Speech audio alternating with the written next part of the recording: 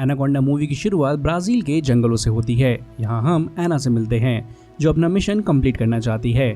उसका पार्टनर उससे मना करता है और कहता है कि अभी बाहर जाना सेफ नहीं है, बहुत डेंजर है। लेकिन एना उसकी बात नहीं सुनती और बाइक लेकर मिशन पर निकल पड़ती है। जंगल में 2 आदमी छुप के उस पर नजर रख रहे होते हैं। वो उसे पकड़ने के लिए नदी के रास्ते जाने का प्लान बनाते हैं, लेकिन इससे पहले कि वो एना को पकड़ पाते उनमें से एक आदमी पानी में जंप करता है और अचानक से एक एनाकोंडा उसे पकड़ लेता है। इसी के साथ ये सीन कट होता है और हमें कैलिफोर्निया दिखाया जाता है। कैलिफोर्निया में हम डग से मिलते हैं जो एक फिल्म का डायरेक्टर है और वो कुछ लोगों को अपनी फिल्म की स्टोरी सुना रहा होता है। उसकी स्टोरी में एक कपल एक डेंजरस मॉन्स्टर से लड़ते हैं और एंड में लड़की उस मॉन्स्टर को मारकर जीत जाती है। लेकिन सामने बैठे लोगों को ये आइडिया बिल्कुल भी पसंद नहीं आता।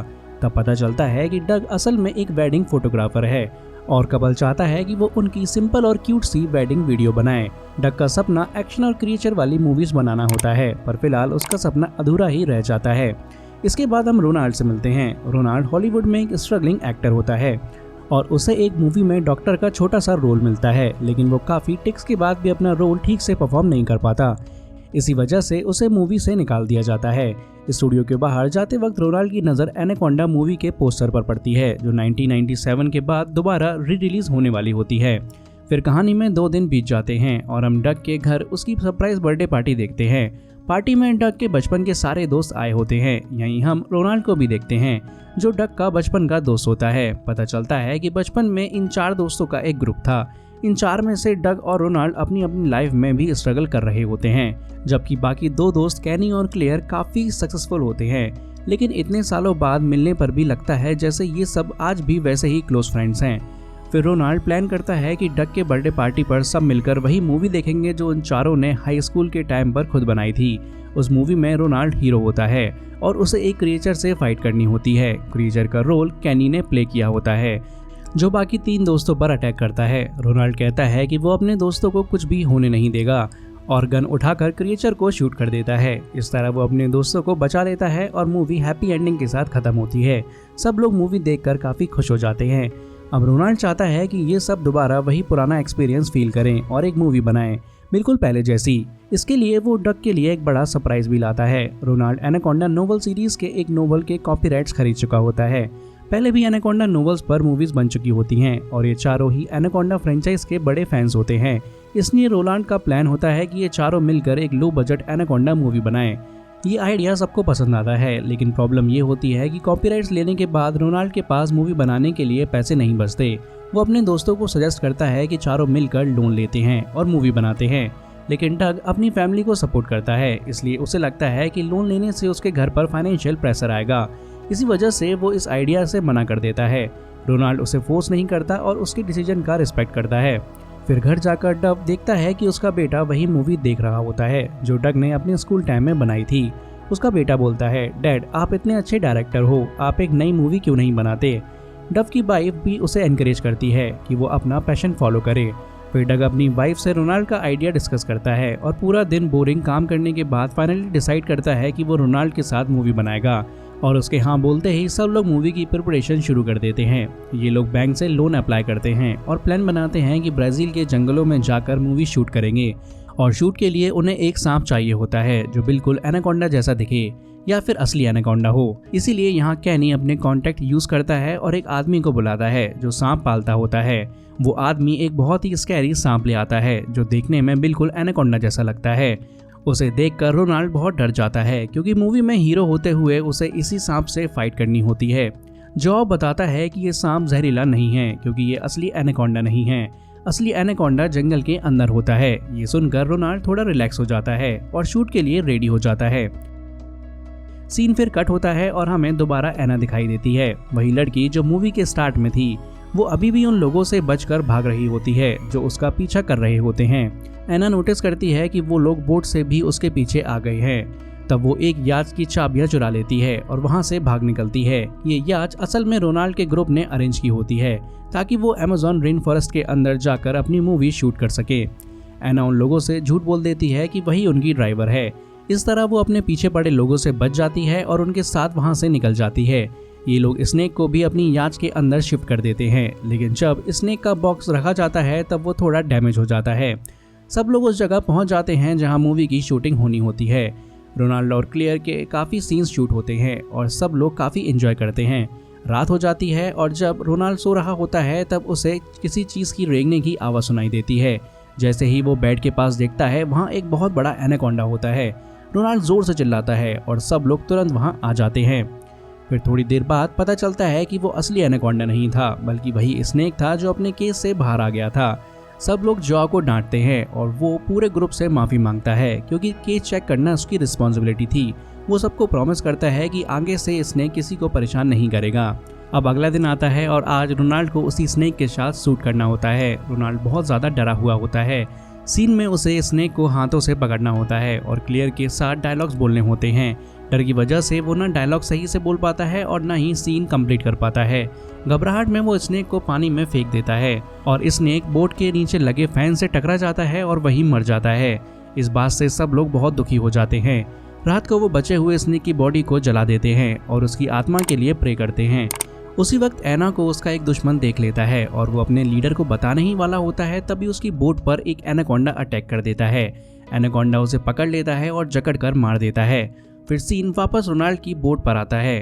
अब रोनाल्ड बहुत उदास होता है। जब जोआ उससे पूछता है तो रोनाल्ड बताता है कि वो हॉलीवुड में एक स्ट्रगलिंग एक्टर है। उसे आज तक ना कभी लीड रोल मिला है और ना ही कोई ढंग का साइड रोल, इसीलिए उसने मूवी बनाने का डिसीजन लिया था। लेकिन अब स्नेक के बिना वो मूवी भी पूरी नहीं कर पाएगा। ये सुनकर स्नेक मैन इमोशनल हो जाता है और रोनाल्ड से वादा करता है कि वो आज रात ही एक बड़ा स्नेक पकड़ कर लाएगा और उसका जहर भी निकाल देगा ताकि रोनाल्ड अपनी मूवी और अपना सपना पूरा कर सके। रात को वो आदमी जंगल के अंदर चला जाता है लेकिन एनाकोंडा उसे पल भर का मौका भी नहीं देता। वो उसे पकड़कर नदी के अंदर खींच लेता है और अपनी बॉडी से जकड़कर उसका गला घोट देता है। पहले सब लोग थोड़ी देर और उसका इंतजार करने का डिसाइड करते हैं, लेकिन जब काफ़ी टाइम निकल जाता है तो वो खुद जंगल में जाने का प्लान बनाते हैं। सोचते हैं कि पहले उस आदमी को ढूंढेंगे और अगर वो नहीं मिला तो कम से कम कोई बड़ा सांप पकड़ कर ले आएंगे ताकि मूवी पूरी कर सके, क्योंकि मूवी कंप्लीट करना उनके लिए बहुत ज़रूरी होता है। वो लोग ऑलरेडी बहुत ज़्यादा लोन ले चुके होते हैं। फिर ये सब जंगल के अंदर निकल पड़ते हैं और एना भी उनके साथ होती है। जंगल में जाते ही उन्हें एक वैन दिखती है और आसपास से अजीब सी सरसराहट की आवाज़ आने लगती है। ये आवाज़ किसी बहुत बड़े एनाकोंडा की लगती है। सब लोग बहुत डर जाते हैं और उस वैन के अंदर छुप जाते हैं। तभी अचानक उस वैन की विंडो पर उनके एक साथी की लाश गिरती है, पूरी तरह खून से भरी हुई। ये देखकर सब शॉक में आ जाते हैं और अगले ही पल उसी वैन के सामने एक बहुत बड़ा एनाकोंडा आ खड़ा होता है। सब लोग वैन स्टार्ट करके वहाँ से भागने की सोचते हैं लेकिन वैन स्टार्ट ही नहीं होती। अपने दोस्तों को बचाने के लिए डग अपनी जान खतरे में डालने का फैसला करता है। वो बाहर निकलकर वैन ठीक करने लगता है। इसी बीच एनाकोंडा उसे देख लेता है और अपना बड़ा सा मुंह खोलकर उसकी तरफ बढ़ता है, लेकिन बाकी लोग टाइम पर डग को खींचकर वैन के अंदर ले आते हैं और गेट बंद कर देते हैं, जिससे उसकी जान बच जाती है। इसी दौरान एना के पीछे पड़े लोग भी अब इन सब का पीछा करने लगते हैं। तब एना सबको बताती है कि ये लोग माफिया के आदमी हैं जो जंगल में इसलिए रहते हैं ताकि पुलिस उन तक ना पहुंच सके। ये लोग जंगल में आने वाले लोगों को लूटते हैं। ये सब बताते हुए एना वैन में पड़ी एक गन उठा लेती है और अपने पीछे आ रहे लोगों पर शूट करने लगती है, बिल्कुल एक ट्रेंड सोल्जर की तरह। उसका एक्शन स्टाइल डब को बहुत पसंद आता है और वो बहुत ज़्यादा इम्प्रेस हो जाता है। कैसे तैसे ये लोग वापस अपनी शिप पर आ जाते हैं। तब हम देखते हैं कि एना के पीछे जो लीडर था वो भी उनके पीछे आ जाता है और चारों दोस्तों पर गन पॉइंट कर देता है, लेकिन सही वक्त पर एना पीछे से आकर उस लीडर के सर पर बंदूक मार देती है और उसे बेहोश कर देती है। फिर वो सबको बताती है कि अब यहाँ रहना सेफ नहीं है और अपनी जान बचाने के लिए उन्हें इस आइलैंड से निकल जाने को कहती है। एना रोनाल्ड और डव से डिस्कस करती है कि वो कैसे सबको जल्दी से जंगल और आइलैंड से बाहर निकाल देगी ताकि वो फ्लाइट लेकर वापस घर जा सके, लेकिन डव और रोनाल्ड कहते हैं कि वो वापस नहीं जाएंगे क्योंकि वो बहुत बड़ा लोन लेकर यहाँ आए हैं और मूवी कंप्लीट किए बिना वापस नहीं जा सकते। एना के लिए मजबूरी होती है क्योंकि वो सिर्फ ड्राइवर है, इसलिए उसे उनके साथ रुकना पड़ता है। अब रात भर डग लैपटॉप पर स्क्रिप्ट पर काम करता रहता है और रोनाल्ड के सारे मेन रोल्स एना को दे देता है क्योंकि एना का स्टाइल बहुत ज़बरदस्त है और डग सोचता है कि अगर एना लीड रोल करेगी तो मूवी सुपर हिट हो जाएगी।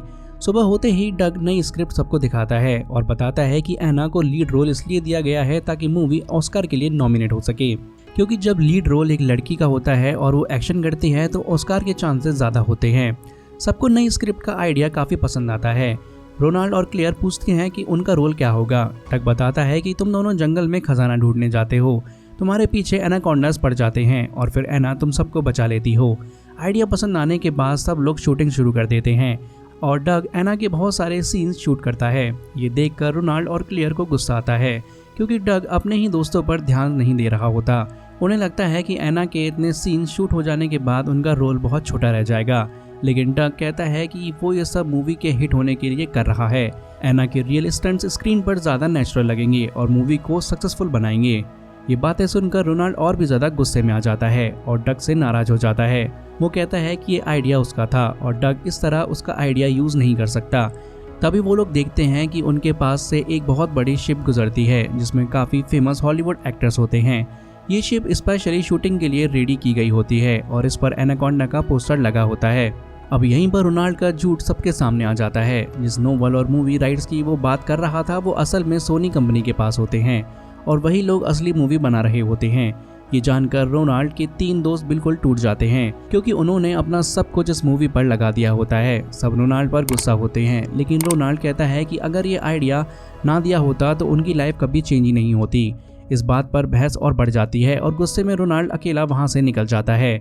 उसने डिसाइड कर लिया होता है कि वो सोनी के पास जाएगा और उनके साथ मूवी करेगा, चाहे उसे छोटा सा ही रोल क्यों ना मिले। वो अपने दोस्तों को छोड़ देता है और बाकी लोग भी वहाँ से जाने का डिसाइड करते हैं। अब थोड़ा आगे जाकर रोनाल्ड देखता है कि जो बड़ी शिप अभी आई होती है वो तबाह हो चुकी होती है। हर जगह अफरा तफरी मची होती है। तब एक असिस्टेंट एक्टर उसके सामने आती है जो उसे देखकर खुश हो जाती है, जैसे रोनाल्ड उसे बचाने आया हो। वो मदद के लिए हाथ हिलाती है, लेकिन उससे पहले ही एक बड़ा सा एनाकोंडा उसे पलक झपकते ही निकल जाता है। ये देखकर रोनाल्ड डर के मारे वहाँ से भागकर अपनी बोट की तरफ चला जाता है। इधर डग की शिप पर सब लोग अभी झगड़ा कर रहे होते हैं। इसी बीच पता चलता है कि एना असल में मूवी शूट करना नहीं चाहती थी, वो किसी और मिशन पर होती है। वो सबको गन पॉइंट पे लेकर जंगल में ले जाती है और बताती है कि वो एक इल्लीगल गोल्ड माइनर है। वो सबको गोल्ड माइन करने पर मजबूर करती है। जब ये लोग काफ़ी सारा सोना लेकर वापस बोट पर आते हैं तब वही आदमी आ जाता है जो स्टार्ट से एना के पीछे था। वो असल में एक पुलिस ऑफिसर होता है। जैसे ही वो एना पर गोली चलाने वाला होता है, जंगल में छुपा रोनाल्ड गोली चला देता है। ऑफिसर जख्मी हो जाता है और एना मौका देखकर उसे मार देती है। इसी वक्त पानी के अंदर से एक एनाकोंडा जंप करता है और एना को अपने मुंह में ले जाता है। यहीं से एना का किस्सा खत्म हो जाता है। ये देखकर तीनों दोस्त बहुत शौक में आ जाते हैं। भागते हुए जंगल में वो रोनाल्ड से मिल जाते हैं, लेकिन पैनिक में सब जंगल में इधर उधर भटक जाते हैं। अब जब वो शोर मचाते हुए जंगल से बाहर निकलने की कोशिश करते हैं तब एनाकोंडा दोबारा अटैक करता है। वो ऊपर से डग पर हमला करता है और उसकी आधी बॉडी मुंह में ले जाता है। ये देखकर बाकी 3 दोस्त बिल्कुल टूट जाते हैं। थोड़ी देर बाद एनाकोंडा डग की लाश वहाँ फेंक देता है। खून में लथपथ अपने दोस्तों को देखकर ये तीनों वहीं बैठकर रो पड़ते हैं, अपनी जान की परवाह किए बिना। फिर काफ़ी देर बाद कैनी सबको होश में लाता है और कहता है कि अब डफ मर चुका है, लेकिन अब उन्हें अपनी जान बचानी होगी। अपने आप को बचाने के लिए वो डिसाइड करते हैं कि वो डफ की बॉडी को चारा बनाएंगे। वो कहता है कि बॉडी को जंगल में ऐसी जगह पर रखेंगे जहां एनाकोंडा आएगा और फिर वो खुद भागकर बच जाएंगे। अब ये लोग डफ की बॉडी को फील्ड्स के बीच में लटका देते हैं और उसके ऊपर एक पिग भी रख देते हैं, क्योंकि उन्हें लगता है कि पिग भी मरा हुआ है। इस तरह डग और पिग मिलकर दोनों एनाकोंडा के लिए चारा बन जाते हैं। फिर ये लोग वहाँ से भाग निकलते हैं। अब भागते हुए उन्हें पीछे से कुछ अजीब सा महसूस होता है। किसी के चीखने की आवाज़ आती है। जब वो पीछे मुड़कर देखते हैं तो उन्हें शौक लगता है, क्योंकि उनका दोस्त अभी भी जिंदा होता है। और सिर्फ दोस्त ही जिंदा नहीं होता, बल्कि उसके सर पर रखा हुआ पिग भी जिंदा होता है। और इससे भी बड़ी बात यह होती है कि एनाकोंडा भी वहाँ आ चुका होता है उन्हें खाने के लिए। डर के मारे सबका हाल खराब हो जाता है। डग भी अपनी जान बचाने के लिए सबके साथ भागने लगता है, लेकिन एनाकोंडा तेज रफ्तार से पीछे आ रहा होता है और ऊपर से पिग भी हिलडुल कर और ज़्यादा डर पैदा कर रहा होता है। आखिरकार डग पिग को उठाकर एनाकोंडा के मुंह में फेंक देता है और फाइनली सब वहां से बचकर निकल जाते हैं। भागते भागते ये लोग आइलैंड के उसी एरिया में पहुंच जाते हैं जहां सोनी कंपनी ने एनाकोंडा मूवी के लिए सेट लगाया होता है। यहाँ दिखाया जाता है कि एनाकोंडा को मारने के लिए बहुत सारे बॉम्ब्स लगाए गए होते हैं। वहाँ सच में एक एनाकोंडा भी आ चुका होता है। पूरी क्रू लगभग मर चुकी होती है, लेकिन हीरो अभी भी जिंदा होता है और हीरो इन चारों को देखकर उन्हें बचाने की कोशिश करता है और पीछे से एनाकोंडा पर वैसे ही गोलियां चलाता है जैसे मूवी में दिखाया जाता है। फिर वो उन चारों को एक सेफ जगह पर ले जाता है और बताता है कि पूरे सेट पर छोटे छोटे बॉम्ब्स लगे हुए हैं। वो कहता है कि अगर उनका कंट्रोलर मिल जाए तो एनाकोंडा से बच सकते हो। ये सब बताने के बाद वो हीरो वहाँ से निकल जाने लगता है। सब लोग उससे पूछते हैं आप कहाँ जा रहे हो। वो बताता है कि उसके दोस्त जंगल में गए हुए हैं और जंगल में कोई बॉम्ब्स नहीं है, इसलिए वो अपने दोस्तों को अकेला नहीं छोड़ सकता। इसी दौरान उन्हें बॉम्ब का कंट्रोलर भी मिल जाता है और ये डिसाइड करते हैं कि अब अपनी जान बचाने के लिए एनाकोंडा को ही मारना पड़ेगा। ये लोग एनाकोंडा को वापस सेट के पास ले जाते हैं। डग और रोनाल्ड खुद अपनी जान खतरे में डालते हुए जीप में बैठकर आइलैंड के पास शोर मचाना शुरू कर देते हैं ताकि एनाकोंडा उनकी तरफ अट्रैक्ट हो जाए। जैसे ही एनाकोंडा उनके पीछे सेट के पास आता है, मौका देखकर कैनी और क्लियर कंट्रोलर से बॉम्ब्स ब्लास्ट कर देते हैं, लेकिन इन धमाकों का कोई असर उस पर नहीं होता क्योंकि एनाकोंडा को किसी भी ब्लास्ट से नुकसान नहीं पहुंचता। वो दोबारा डग और रोनाल्ड के पीछे पड़ जाता है। इससे पहले कि एनाकोंडा सबको मार देता, रोनाल्ड हिम्मत करके आगे बढ़ता है और सबकी जान बचाता है। वो वही बचपन वाली मूवी का डायलॉग बोलता है जो उसने मॉन्स्टर को मारने से पहले बोला था, मेरे होते हुए मेरे दोस्तों को कोई नहीं मार सकता। ये कहकर वो अपनी पिस्टल निकालता है और एनाकोंडा पर फायर करता है। गोली एक गैस सिलेंडर पर लगती है जिससे वहाँ एक भयानक ब्लास्ट होता है। ब्लास्ट की वजह से एनाकोंडा की बॉडी फट जाती है और वो मर जाता है। आखिरकार सबकी जान बच जाती है। इसके बाद हम देखते हैं कि ये चारों एक साथ वहाँ से बाहर निकलते हैं। मूवी के पोस्ट क्रेडिट सीन में दिखाया जाता है कि इन्होंने ये सब चीज़ें मूवी की तरह शूट भी की थी।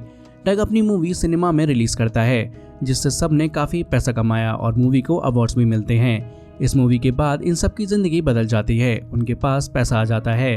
रोनाल्ड और क्लियर शादी करने का फैसला करते हैं और उनका प्री वेडिंग शूट बिल्कुल उसी स्टाइल में होता है जैसे डग हमेशा बनाना चाहता था, एक एलियन एक्शन थ्रिलर थीम पर। और रोनाल्ड को भी फाइनली हॉलीवुड में अच्छे रोल्स मिलने लगते हैं और डग अब स्ट्रगलिंग डायरेक्टर नहीं रहता। एक दिन सोनी की एक बड़ी डायरेक्टर डग के पास आती है और पहले कहती है कि तुमने एनाकोंडा मूवी बिना राइट्स के बनाई है, जिससे डग थोड़ा डर जाता है। लेकिन फिर वो डायरेक्टर बताती है कि उसे ये मूवी बहुत पसंद आई है और वो चाहती है कि असली एनाकोंडा मूवी डग ही डायरेक्ट करे। ये सुनकर डग इतना खुश हो जाता है कि वो अपनी खुशी को संभाल नहीं पाता और वहीं बेहोश हो जाता है। और इसी एंडिंग के साथ एनाकोंडा मूवी की कहानी यहीं पर खत्म हो जाती है।